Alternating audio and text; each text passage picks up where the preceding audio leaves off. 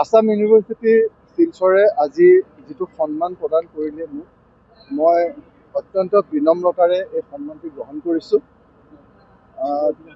তেওঁলোকে যি ডিলিট প্ৰদান কৰিছে লিটাৰেচাৰ আৰু ছ'চিয়েল ছাৰ্ভিচৰ কাৰণে, ইয়াত মই এটা কথাই ক'ব খুজিছোঁ, আমি পুলিচেই নহয়, বিভিন্ন বৃত্তিত থকা আমি সকলোৱে বিভিন্ন ধৰণে সমাজসেৱা কৰি থাকোঁ।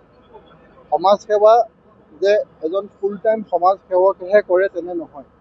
আমি যেতিয়া নিজৰ নিজৰ কামখিনি সুচাৰুৰূপে নিয়াৰিকৈ কৰোঁ, সেয়াই এক ডাঙৰ সেৱা। আৰু পুলিচত বিশেষকৈ আমি পুলিচত থাকি ৰাইজক একেবাৰে বিপদৰ সময়ত সহায় কৰাৰ এটা সুবিধা পাওঁ। আৰু পুলিচ বিষয়াই যেতিয়া কিবা এটা এৱাৰ্ড পায় বা তেওঁলোকক যেতিয়া কিবা এটা সন্মান যচা হয়, সেয়া ডিপাৰ্টমেণ্টেল হওক, গভৰ্ণমেণ্টে দিয়া হওক বা এনেধৰণৰ কোনোবা সন্মানীয় বিশ্ববিদ্যালয় বা সামাজিক সংগঠনে দিয়া হওক, সেই সন্মানটো আচলতে সেই পুলিচ অফিচাৰজনৰ অকলে নহয়, সেই সন্মানটো সেই পুলিচ অফিচাৰজনৰ গোটেই টীমটোৰ।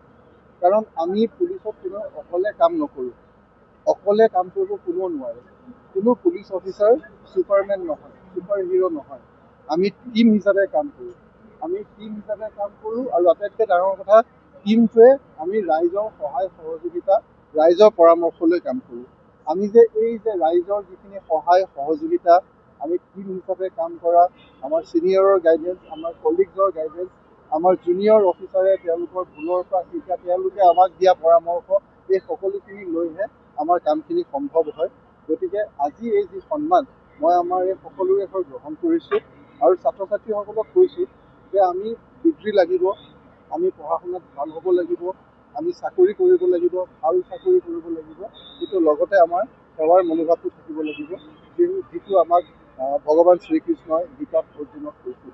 গতিকে সেই যেতিয়া সেৱাৰ মনোভাৱেৰে আমি কামখিনি কৰিম, তেতিয়া আমাৰ সকলোৰে ভাল হ'ব, নিজৰ ভাল হ'ব, পৰিয়ালৰ ভাল হ'ব, সমাজখনৰ ভাল হ'ব, আৰু তেতিয়া লগে লগে জাতি আৰু দেশখনৰো ভাল হ'ব।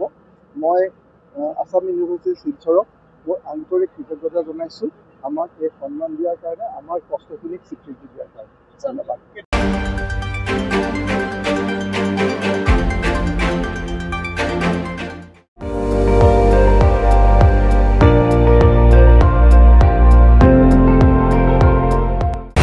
আপুনি চাই আছে ND24, সৰ্বশ্ৰেষ্ঠ নহয়, সৰ্বোত্তমৰ দৌৰত।